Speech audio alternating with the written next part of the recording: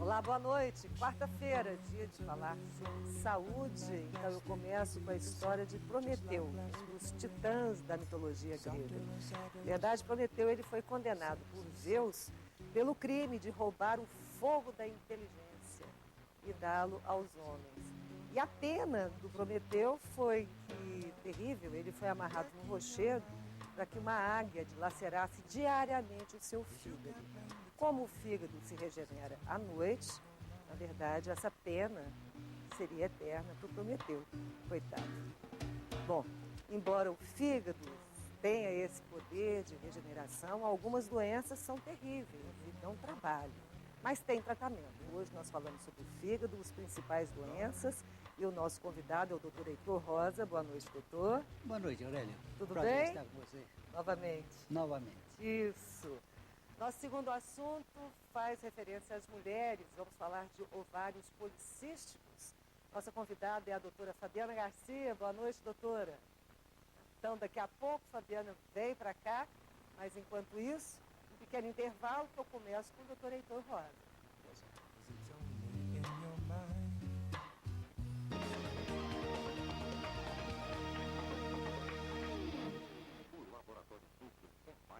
Centro Avançado de Medicina Laboratorial. Núcleo é um conceito máximo em qualidade.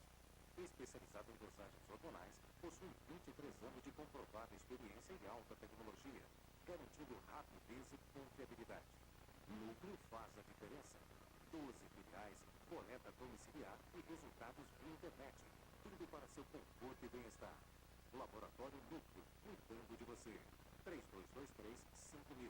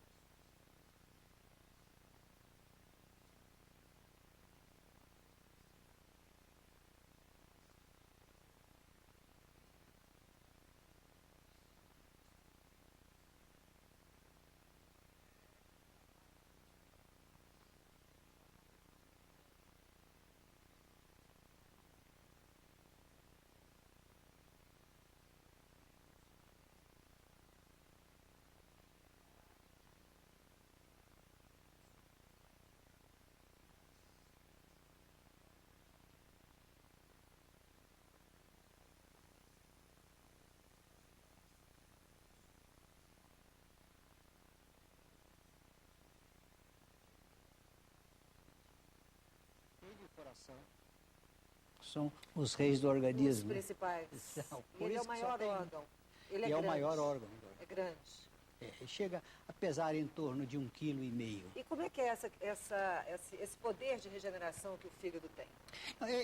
Isso é relativo. Quando você tira um pedaço do fígado por uma cirurgia, ele pode se regenerar vagarosamente. E voltar ao tamanho normal. Quase ao seu tamanho normal. E há uma outra forma de regenerar do fígado, que é uma forma errada, que é uma forma que vai produzir uma doença. Por exemplo, quando nós cortamos a pele, você vê que forma uma cicatriz. Uhum. E ela é permanente. Uhum. Quando o fígado se inflama, quando ocorre uma inflamação no fígado, as células morrem. E o fígado tenta se reconstituir, formando, então, uma cicatriz. E à medida que vão formando essas cicatrizes, isso, então, dentro de algum tempo, vira a cirrose. Isso, então, é que vai lesionando o fígado? São essas cicatrizes que vão formando ao longo do tempo. Entendi.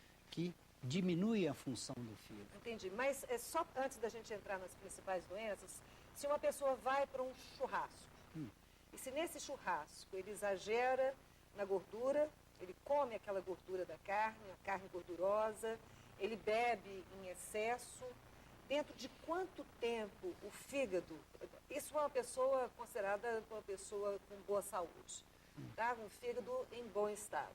Em quanto tempo esse fígado se regenera? Não, isso não quer dizer que o fígado tenha uma lesão de imediato num episódio. Mas ele fica sobrecarregado. Pode ficar sobrecarregado se ele tiver uma lesão prévia. Se for um fígado absolutamente sadio, ele é capaz de trabalhar aquele álcool, desde que numa quantidade razoável, e eliminar tudo isso em 48 horas. Então vamos lá. O que lesiona o fígado, além do álcool e a gordura? Uma pessoa que toma drogas, uma pessoa, por exemplo, que cheira cocaína, tudo passa pelo fígado, não é verdade? Existe o grande problema do viciado em drogas. Ele corre dois riscos. Um, da droga em si, que ela provoca lesão hepática, doença hepática. O outro é que o drogado reparte com os seus amigos a mesma seringa, o mesmo cachimbo, e de tal forma que esse compartilhamento dos objetos é bem arriscado. Que leva à contaminação. Bem, doutor Heitor, eu escolhi 4 doenças para a gente falar, nem que seja superficialmente, depois a gente se aprofunda em uma por uma, mas 4 doenças que são muito comuns, que são as hepatites virais, Sim. são as hepatites alcoólicas, a gordura no fígado e a hepatite medicamentosa. Ok? Certo. Vamos então falar sobre a gordura no fígado? Pois não. Como é que, qual a quantidade de gordura, o que faz um fígado ser lesionado por uma má alimentação? A gordura no fígado não é só devido à alimentação. É uma série de fatores. O grande fator, em primeiro lugar, é a obesidade. O segundo lugar é o diabetes. Um terceiro componente é o álcool. Não precisa ser nessa ordem, mas são os 3 principais elementos que provocam, fazem aumentar a gordura no sangue, e isso vai sendo depositado gradativamente no fígado. A obesidade, o diabetes, o álcool e hormônios. Os hormônios femininos, usados durante longo tempo, também contribuem para isso. Essas são as principais causas, existem outras. Tá, e essa gordura ela vai impregnando o fígado? Sim, ela passa a ocupar a célula do fígado. É como se entupisse? Eu vou te dar um exemplo. Você já viu um corte de cupim? Cupim do bichinho? Aquele murundum? Não, o cupim de boi. O fígado fica com aquele aspecto. Nossa. Entendi. Então, a carne entremeada de gordura, então, você vê no fígado o tecido hepático entremeado. Entendi. E aí, uma vez que esse fígado ele está sobrecarregado, ele está impregnado de gordura, esse fígado vai sintetizar menos o produto que chega até ele? Ou seja, ele vai ter um acúmulo ali, o que acontece? Enquanto houver células competentes para trabalhar, para exercer as funções normais, o fígado parece que vai tudo bem. Então, como você disse no início, as coisas acontecem silenciosamente, porque ainda tem um volume de células capazes de trabalhar. Entendi. À medida que a gordura vai ocupando mais e mais células e que elas vão morrendo, então aí começa a aparecer a doença. E todas essas doenças, o final delas é a cirrose para todas? Não necessariamente, quer dizer, sem diagnóstico, sem um tratamento adequado, a cirrose pode ser o ponto final de uma gordura no fígado que nós chamamos de esteatose. Né? Então, quando essa gordura se acompanha de inflamação, porque você pode ter um fígado só gorduroso, que sem um processo inflamatório. Mas quando vem uma inflamação associada, então nós chamamos de uma esteato, que significa gordura, esteato hepatite por causa da inflamação. Então, uma esteatohepatite.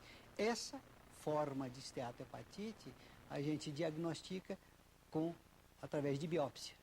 Entendi. E essa é uma forma que é um candidato à cirrose. Então, pessoas obesas devem começar a preocupar também com o fígado. Seguramente. Vamos reduzir gordura, essa coisa do churrasco todo fim de semana.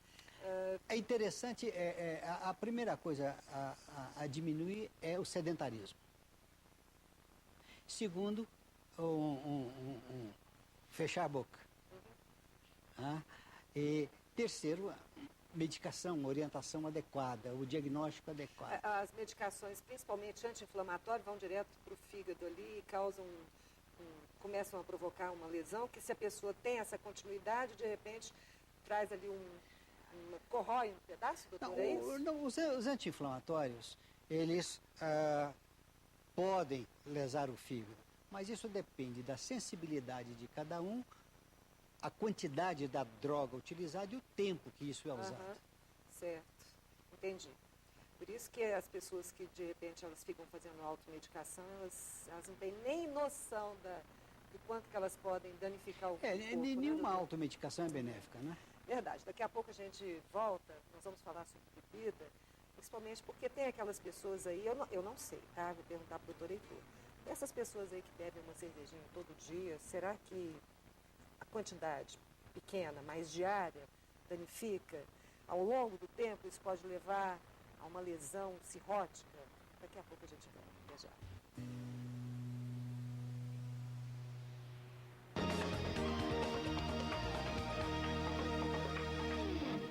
O Laboratório Núcleo é mais do que um centro avançado de medicina laboratorial. Núcleo é um conceito máximo em qualidade. Especializado em dosagens hormonais, possui 23 anos de comprovada experiência e alta tecnologia, garantindo rapidez e confiabilidade. Núcleo faz a diferença. 12 filiais, coleta domiciliar e resultados via internet. Tudo para seu conforto e bem-estar. Laboratório Núcleo, cuidando de você. 3223-5000.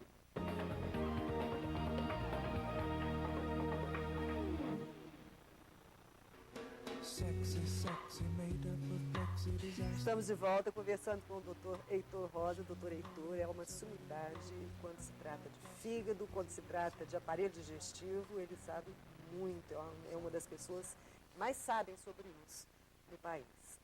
Doutor Heitor, a gente terminou falando sobre obesidade, da importância da pessoa se manter no peso ideal para ter uma boa saúde do fígado. Agora tem aquela pessoa que bebe todos os dias, nem que seja ali uma cerveja acompanhada de um drinkzinho, uma bebidinha. Essa frequência, mesmo sendo em pequena quantidade, isso faz que tanto de mal para o fígado? Bem, se você tem uma pessoa sadia, a quantidade diária de álcool que pode levar a uma doença é em torno de 80 gramas de álcool por dia, de 60 a 80 gramas de álcool por dia. Isso significa o quê? Isso significa, por exemplo, 5 doses de uísque, certo? Uma garrafa toda de vinho, várias cervejas. Mas se você tem um fígado que já está doente, aí até uma garrafinha de cerveja já pode ser prejudicial. Isso, uma pessoa, se ela começa com o hábito da bebida aos 20 anos de idade, Isso, ao longo do tempo, ela sempre tomando todos os dias um drink, uma bebidinha. O senhor acha que quando ela tiver 50, 60 anos, esse fígado vai estar em que estado? É possível. Eu já fiz um trabalho sobre isso e observo que os jovens estão começando a beber cada vez mais cedo. Vejo entre os universitários. Então, iniciam a bebida com 18 anos. Só que bebem com maior volume. Eles bebem bem, viu? Bebem bastante, as baladas, Bebem igual etc. gente grande. E, então, à medida que o tempo se prolonga e que o volume de bebida é o mesmo, é grande, nós podemos encontrar lesão hepática com as pessoas já aos 30 anos. Nossa! Então não é tão lentamente assim a progressão da doença. Não. Porque o álcool tem uma ação tóxica direta no fígado. Entendi. Então, ele é preciso que tenha realmente muita parcimônia para beber. E essa história de, então eu vou beber hoje um pouco mais, eu vou tomar ali um desses remedinhos para o fígado, isso resolve, doutor? Não existe o chamado hepatoprotetor, os epocleres, essas coisas. Isso realmente não resolve. Isso é enganação. Não resolve. Malefícios para o fígado. A destilada é bem pior do que a fermentada? O que importa é o conteúdo de álcool. Entendi. Mas se a pessoa toma pinga pura, sim, a pinga é muito corrosiva, né? O teor de álcool é muito alto. Muito alto, então, muito corrosivo. Muito mais fácil de fazer uma doença hepática. E aí, com o passar do tempo, o fígado vai se enchendo de cicatrizes, não é, doutor? Vai, então ele inflama, as células morrem, forma-se uma cicatriz e essa aí cicatriz... novamente inflama. Isso, as cicatrizes vão se unindo, e é aquilo que você falou. O fígado tenta se regenerar, só que ele regenera errado. Entendi. Ele faz uma regeneração errada, com cicatrizes. Doutor, aí a pessoa, ouviu dizer que quando a pessoa já está lá com a cirrose, já desenvolveu essa lesão ao ponto de chegar a uma cirrose, ele fica com barriga d'água? Essa é uma das complicações da cirrose. A cirrose tem várias fases, ela passa por várias fases. Então, a barriga d'água é uma fase mais adiantada da cirrose. Ou quais seriam os outros sinais? Inchaço das pernas. Onde é que fica o fígado, doutor? É aqui debaixo da costela? Debaixo das costelas, do lado direito. Do lado direito. Mas então, os olhos amarelos. Tipo icterícia. Isso.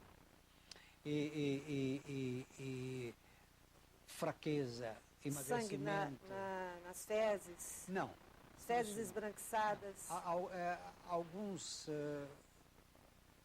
vomitam sangue, não é? Entendi. Porque essa pressão dentro do fígado, a pressão das veias, cria veias volumosas no esôfago.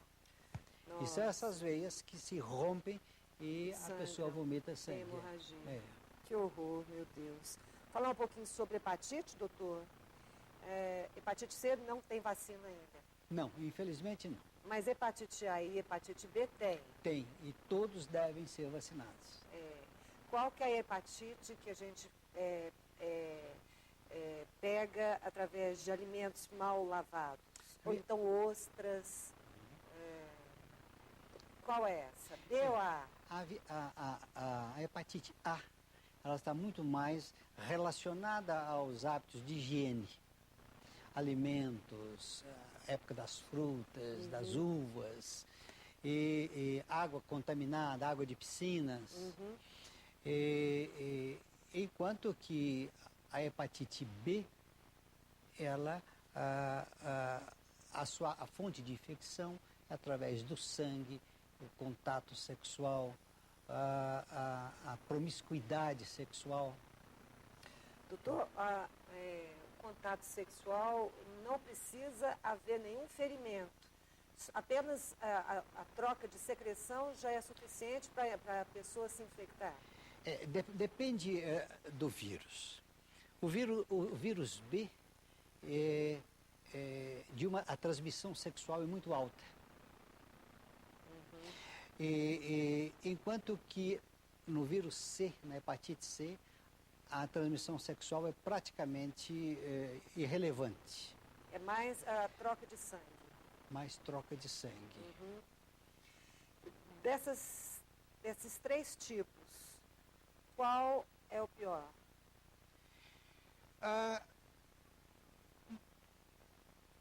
O melhor, se é que tem que dizer assim, é ter uma hepatite A, porque ela não cronifica. Eu tive ela não faz complicação. Enquanto as hepatites B ou C, isso depende do estado imunológico da pessoa. Tanto a hepatite B quanto a hepatite C podem ter um final muito ruim, uma evolução muito ruim. A sorte é que a hepatite B hoje já tem vacina. De modo que tem diminuído muito os casos novos, os casos agudos. Mas muitas pessoas ainda não tomaram essa vacina. Muitas. E elas estão disponíveis nos postos de saúde. É verdade. Agora, doutor, eu estava lendo hoje que muita gente é portadora do vírus da hepatite B ou hepatite C, mas nem sabe. Muito. Calcula-se que 3% da população mundial esteja infectada pelo vírus C. Meu Deus. E pelo vírus B há mais de 600 milhões de pessoas. Nossa. Então, como o vírus C ele evolui de uma forma muito silenciosa, ele gasta até 30 anos para se manifestar. Nossa! Então, a pessoa não sabe que tem. Nós chamamos a atenção para aquelas pessoas que tomaram sangue até o ano de 93, quando ainda não se fazia o teste para o vírus C. Então, todas aquelas pessoas que tomaram sangue até o ano de 93 devem procurar saber se tem ou não a infecção. Mas, doutor, eu acho que está tendo até uma campanha aí nos postos de saúde para a gente saber se é portador desses vírus. Né? Hoje saiu Existe agora um teste mais rápido um teste agora, rápido, é um teste feito em papel, é um teste rápido que em poucos minutos sabe-se se teve ou não contato com o vírus C. Porque olha só a diferença, se a gente fica sabendo que tem um vírus da hepatite, um desses tipos de vírus da hepatite, antes que essa doença se manifeste, é muito melhor porque a gente pode tratar dessa doença. Vamos falar um pouquinho sobre o tratamento das doenças do fígado? Existe uma evolução aí, doutor, ou é ainda uma coisa... O tratamento depende do tipo de doença. Um tratamento que chega a lesar o fígado de forma importante. Bem, as hepatites virais são as mais complicadas até. Felizmente, nós temos um arsenal de tratamento para o vírus B hoje com sucesso. E é um tratamento simples, com comprimido.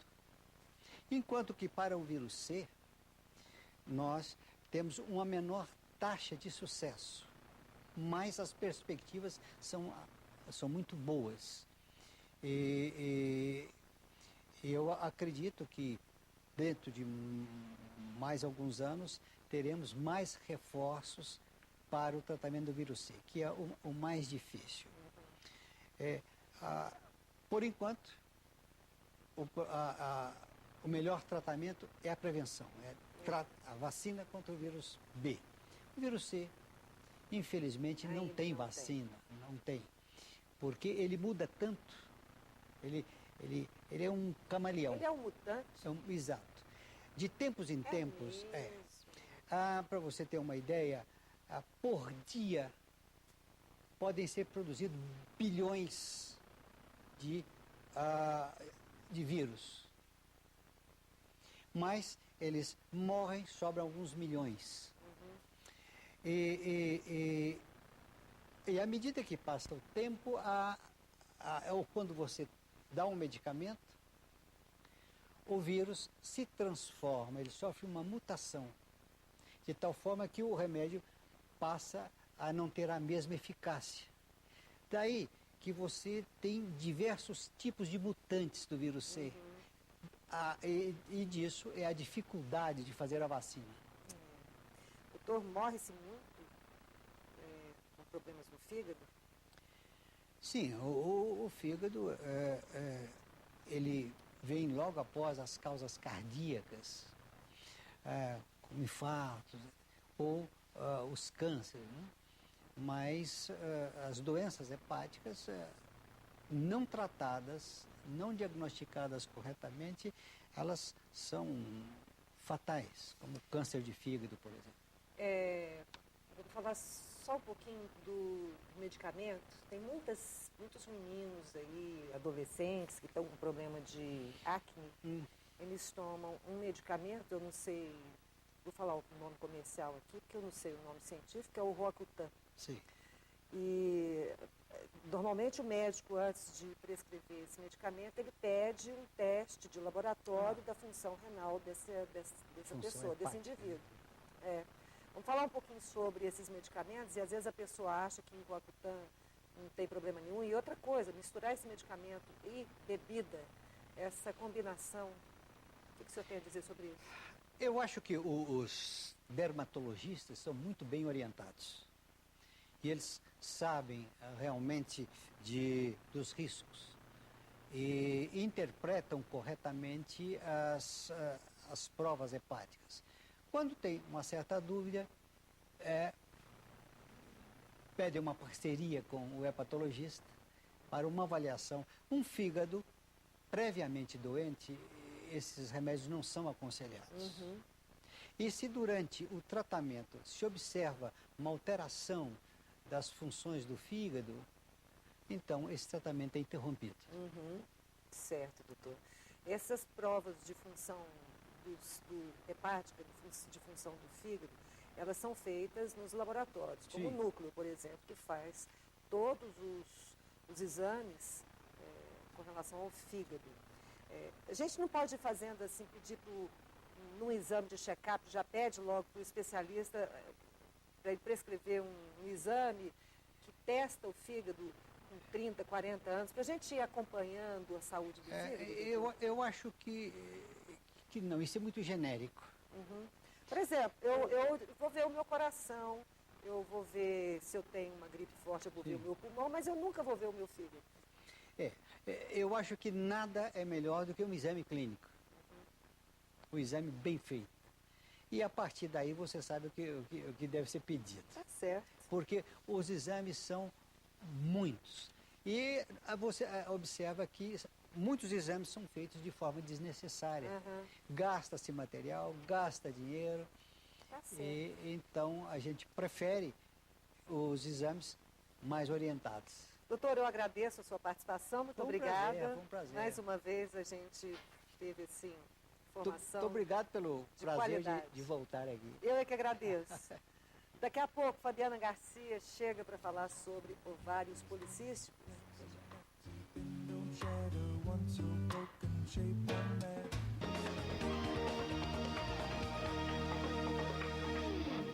O Laboratório Núcleo é mais do que um centro avançado de medicina laboratorial. Núcleo é um conceito máximo em qualidade. Especializado em dosagens hormonais, possui 23 anos de comprovada experiência e alta tecnologia, garantindo rapidez e confiabilidade. Núcleo faz a diferença. 12 filiais, coleta domiciliar e resultados via internet. Tudo para seu conforto e bem-estar. Laboratório Núcleo, cuidando de você. 3223-5000.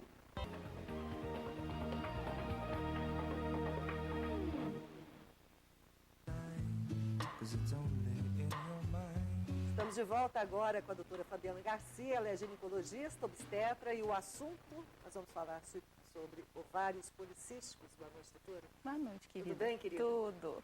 Então, muitas mulheres têm esses ovários policísticos, então o que é isso, doutora? Na verdade, ovário micropolicístico é uma síndrome, né? Foi descrita pela primeira vez em 1935 por dois pesquisadores, o Stein e Leventhal, e eles caracterizaram como pessoas que apresentavam alterações do ciclo menstrual, amenorreia, hispanomenorreia, insurtismo, obesidade e anovolia, ou seja, não ovulavam, então não produziam óvulos para serem fecundados. Tá. Então uma pessoa que tem ovários policísticos, por exemplo, ela fica 2, 3 meses sem menstruar. Pode ficar 2, 3 meses sem menstruar ou parar de menstruar. Às vezes isso é um dos sintomas que leva a paciente até o nosso consultório para ser investigada. E por que a pessoa tem isso? Isso é uma pergunta que até hoje é pesquisada. Ela né? tem mais produção de um hormônio em detrimento do outro, mais testosterona? Exatamente. Na verdade, existem fatores hipotalâmicos, fatores adrenais. Hipotalâmicos do hipotálamo, as glândulas. Exatamente. Existem fatores enzimáticos, existem alguns ovários que têm problemas de enzimas que não sintetizam alguns hormônios. E existem fatores genéticos também. Então, não existe uma causa específica. Entendi. E acomete principalmente a adolescência. Então, a adolescente é a fase que você mais diagnostica ovário micropolicístico. E a partir de, por exemplo, a primeira menstruação, a garota tem a primeira menstruação, vamos supor que o segundo mês ela não vem, depois vem falhando, imediatamente essa menina já tem que olhar o que está acontecendo. Não necessariamente, porque é muito normal, nos primeiros anos de vida, assim, de vida reprodutiva, que a gente chama, o ovário começar a não funcionar adequadamente. Então, isso não significa necessariamente que uma menina com 12, 15 anos, que não menstrue regularmente, mensalmente, seja portadora de ovários micropolicísticos. Mas o ideal é que a partir do momento que essa menina menstrue, a mãe a leve ao ginecologista. Claro. Até porque hoje em dia a gente já prescreve vacina de HPV para paciente de 12 anos de idade, né? Então, quer dizer, quanto mais cedo você procurar o ginecologista para fazer uma ultrassonografia, para ser avaliada, melhor. Estava pensando aqui, ovários policísticos, muitos cistos. Qual que é a diferença? Que relação tem com os cistos? Na verdade, os nossos ovários, eles são glândulas císticas, né? O que acontece é que no ovário micropolicístico, esse ovário ele fica mais globoso, aumentado de tamanho e com cistos aparentemente iguais, do mesmo tamanho, persistindo durante um período longo.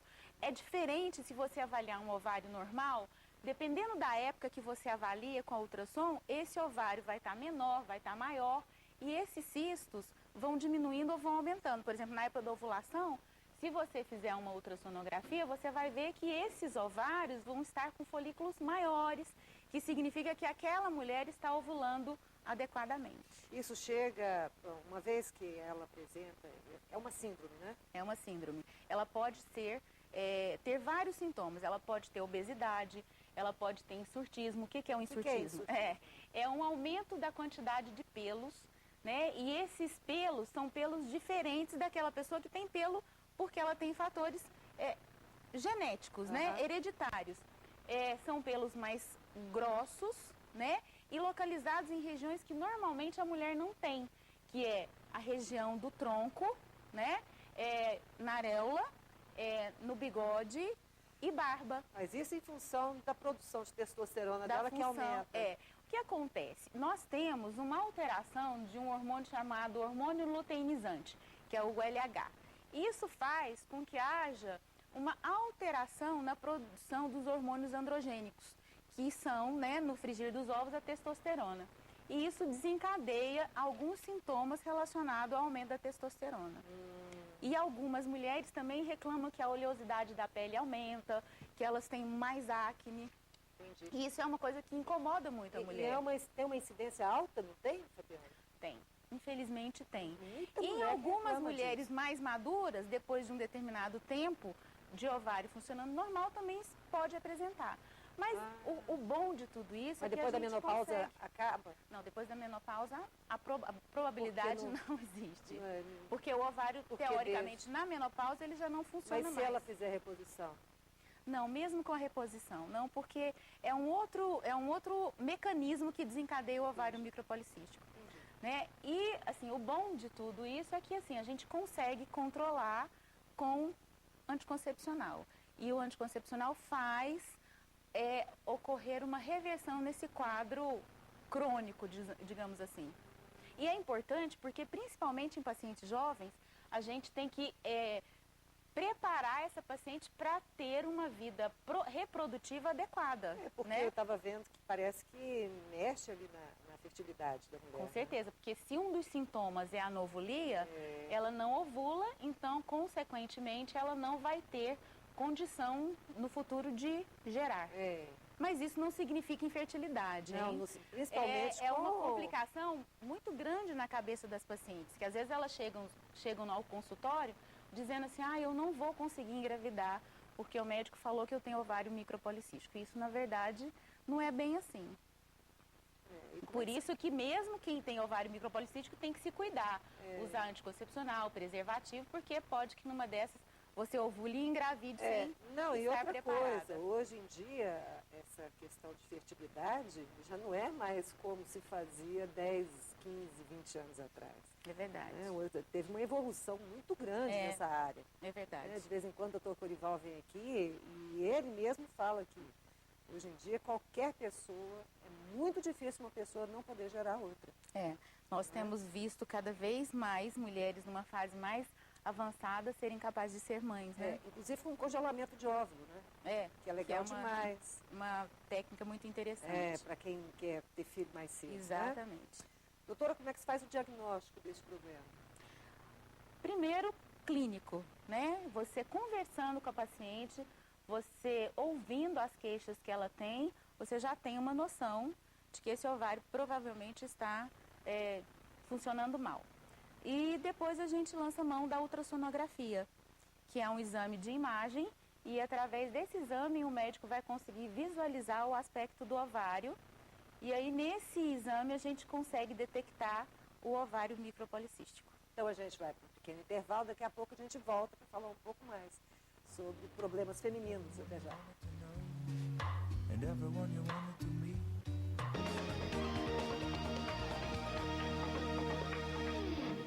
O Laboratório Núcleo é mais do que um centro avançado de medicina laboratorial. Núcleo é um conceito máximo em qualidade. Especializado em dosagens hormonais, possui 23 anos de comprovada experiência e alta tecnologia, garantindo rapidez e confiabilidade. Núcleo faz a diferença. 12 filiais, coleta domiciliar e resultados via internet. Tudo para seu conforto e bem-estar. Laboratório Núcleo, cuidando de você. 3223-5000.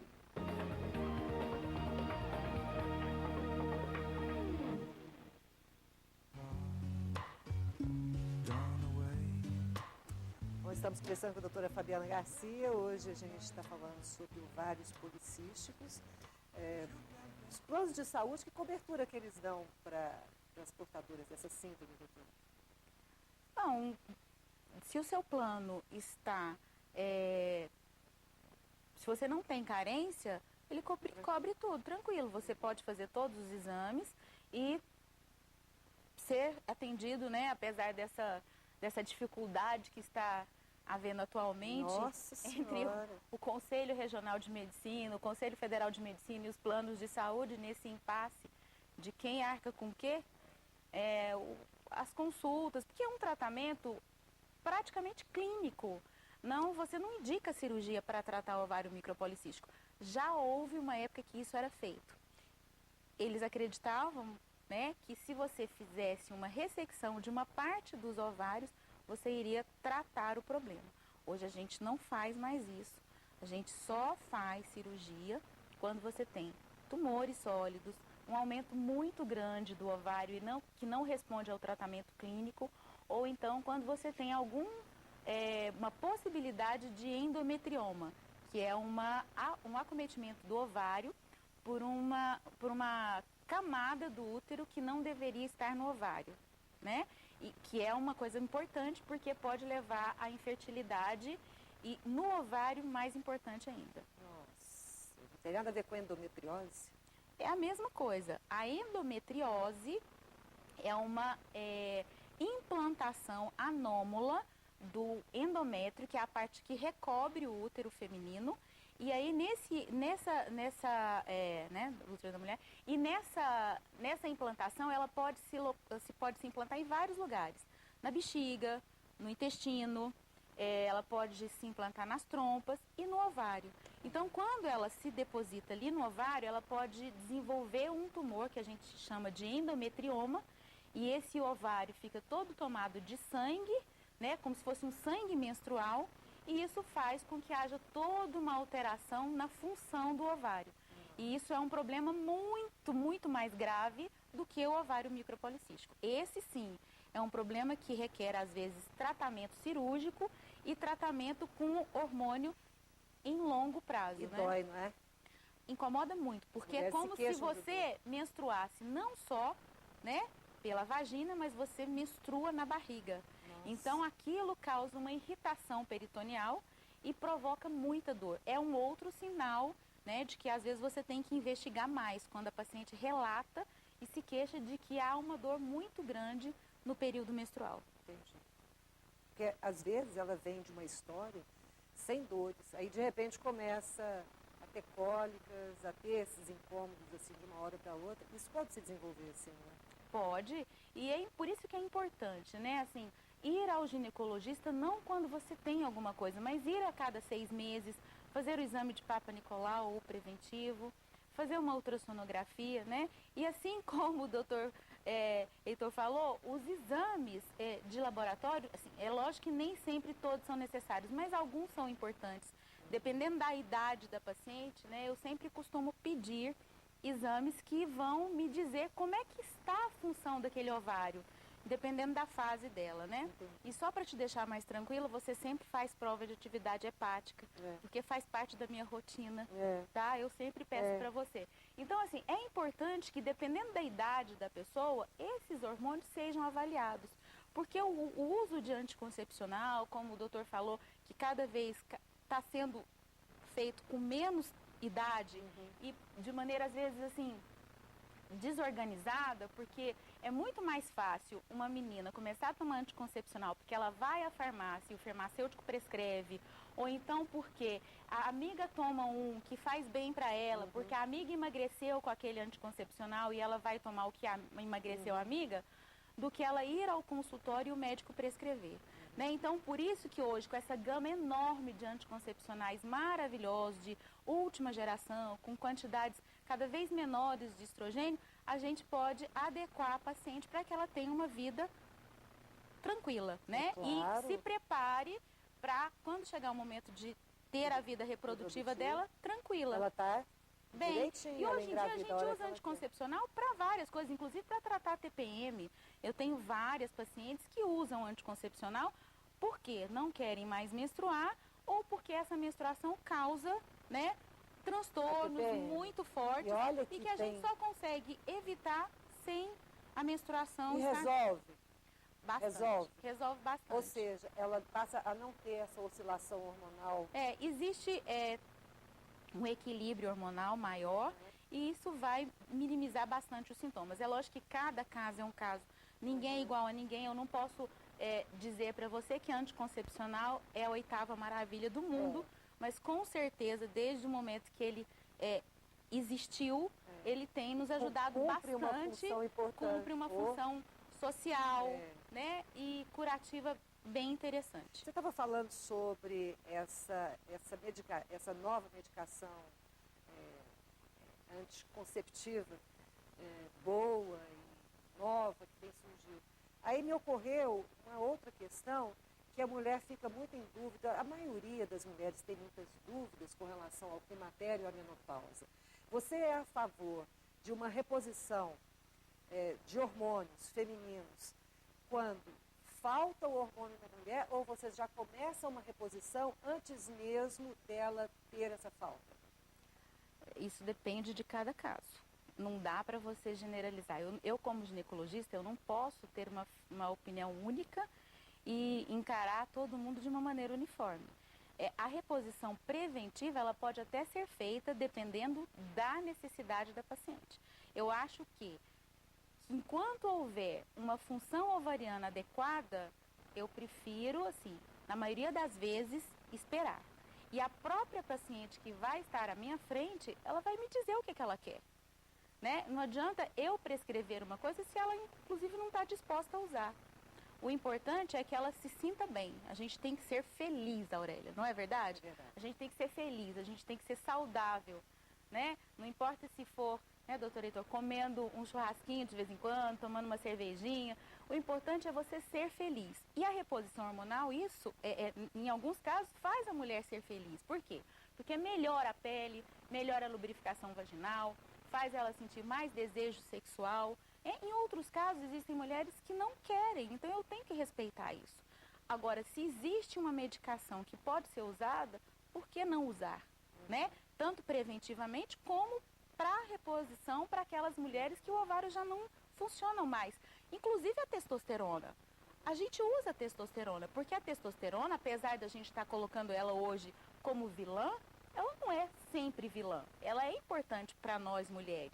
Ela é importante porque é ela que faz nós termos mais vigor, mais disposição, mais tônus muscular, libido sexual. Então, ela realmente não é de toda ruim, né? Claro que não. Então, para algumas mulheres que entram na menopausa, a gente prescreve testosterona. Às vezes, alguns suplementos que vão estimular o ovário ainda a sintetizar a testosterona de maneira mais natural.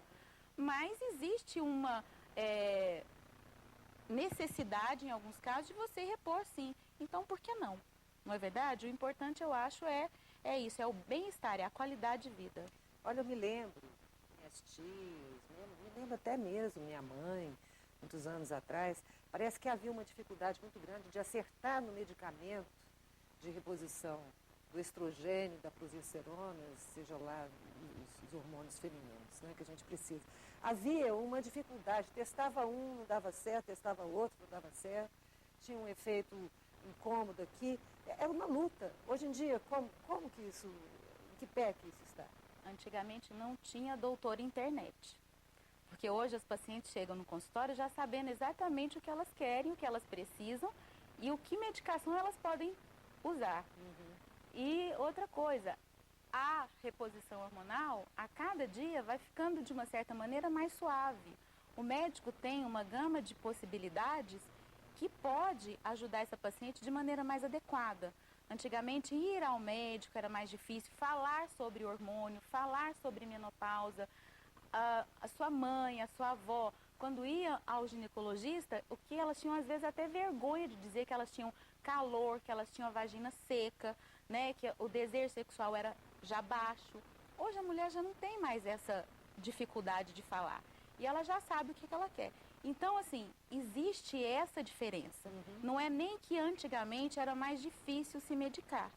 Era uma questão de cunho até social mesmo, cultural, né? E hoje você tem mais acesso, os postos de saúde já distribuem alguns tipos de medicação. Mas teve também uma evolução das drogas. Uma consciência de alimentação mais saudável. As mulheres sabem que hoje comer soja, comer linhaça, fazer atividade física é importante para você ter um climatério e uma menopausa melhor, né? Não estar acima do peso. Então, quer dizer, existe uma conscientização maior. Então, isso nos ajuda, graças a Deus, né, a poder propiciar a essa paciente uma qualidade de vida melhor. Doutora, eu ouvi dizer que uma menopausa tardia, que seria uma menopausa depois dos 50 anos, eleva o risco da mulher desenvolver o câncer de mama. Qual que é a sua opinião com relação a essas mulheres que estão aí com 48, 49, 50 anos, com o ciclo menstrual normal, certinho, e que não entram na menopausa, não tem sintoma nenhum, e os hormônios funcionando, os ovários funcionando? Eu acho que isso não é uma neurose que tem que fazer com que a mulher comece a colocar nas orações delas diárias para que Deus bloqueie a menstruação, né? Graças a Deus ela está menstruando aos 48, eu quero menstruar aos 58, se for possível. O que acontece é que existe a necessidade de fazer prevenção. Mamografia é um exame que tem que ser feito anualmente para as mulheres acima de 40 anos. E hoje as possibilidades de fazer esse exame são maiores. Então é importante que se faça, é importante prevenir, é importante fazer o autoexame, mas estar menstruando mesmo acima dos 45 não significa necessariamente isso. Agora, todas as mulheres que fazem reposição hormonal e que têm a sua função ovariana normal, têm que se prevenir. E a prevenção é o importante. A gente não tem como fazer nada para evitar que, infelizmente, um câncer de mama apareça, até porque a gente não sabe, né, o que realmente causa. Existem várias possibilidades, não amamentar, ser obesa. Então, assim, são possibilidades, não significam que vai acontecer. Mesmo que você faça uma mamografia, essa mamografia dê uma alteração, uma calcificação, não significa que aquilo vai evoluir para algum problema. Se hoje você entrevistar um mastologista, ele, provavelmente a maioria de todos são contra a reposição hormonal de maneira geral. Mas é uma coisa que a gente não pode generalizar. Tudo não dá para ser generalizado. Tudo tem que ser discutido. Qual que é a diferença entre uma mulher que faz a reposição e uma que não faz? As duas em mesmo nível de produção hormonal dos ovários. Você está dizendo assim, uma paciente que já está na menopausa Eu quero, você ou que como ainda você, não está na não, menopausa? as duas precisando repor hormônios. Uma faz a reposição e outra não faz. Eu quero que você trace um paralelo a isso com relação à qualidade de vida das duas. Ah, com certeza existe. Isso é indiscutível, né? Assim, É difícil verdade que uma mulher que não você faz a fazer reposição, um ela paralelo. envelhece rápido? Lógico, porque o estrogênio, infelizmente, está relacionado, né, à juventude. Você vai ter uma pele menos desidratada, você vai ter uma pele menos quebradiça, né? Você vai ter uma secura vaginal menor, você vai ter uma disposição, um vigor e às vezes até um bom humor melhor, né? Mas isso não significa que também quem não faz reposição, mas tem uma vida saudável, faz atividade física, vai se cuidar, se hidrata, toma bastante líquido, come a sua soja, come a sua linhaça. Então, não significa que ela também não vai ter uma qualidade de vida razoável. Mas é lógico que você, traçando um paralelo entre uma mulher que não faz reposição hormonal hoje e começa a fazer e volta no seu consultório daqui a 6 meses e aqueles sintomas que elas sentiam melhoraram, ela vai te dizer, doutor, eu estou melhor.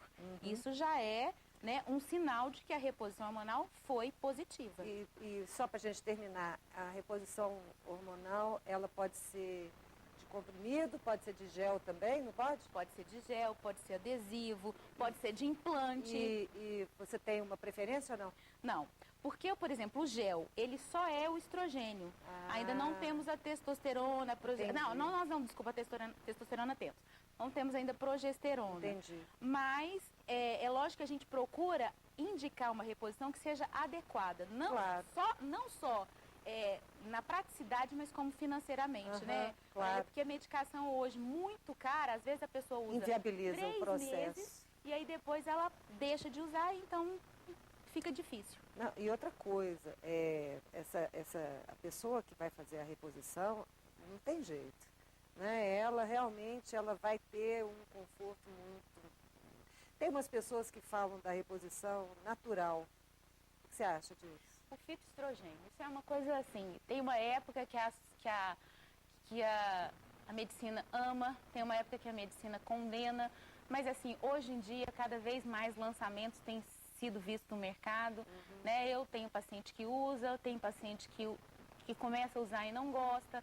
Então, assim, eu acho que existe mercado para todo mundo. Cada caso é um caso. caso. Inclusive, se a pessoa tem útero, se não tem útero. Agora, o que é tudo isso. importante dizer... Não, mas pode falar rapidinho. O que é importante dizer é que mesmo você tomando um estrogênio que vem da planta, ele vai ter um efeito também do mesmo jeito. Então, não é porque eu tomo só soja, como só linhaça, que eu não vou conseguir ter, né? Não posso ter resultados negativos. Então, isso é uma coisa que é bobagem.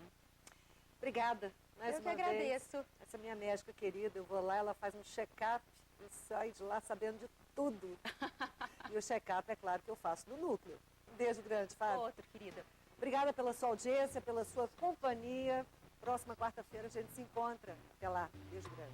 Pushing and pulling, conservative rolling, unlike plastic, easier to see through, just like glass with no ring. Softer and sadder you sing, sexy, sexy, do your thing. Learn to be shy and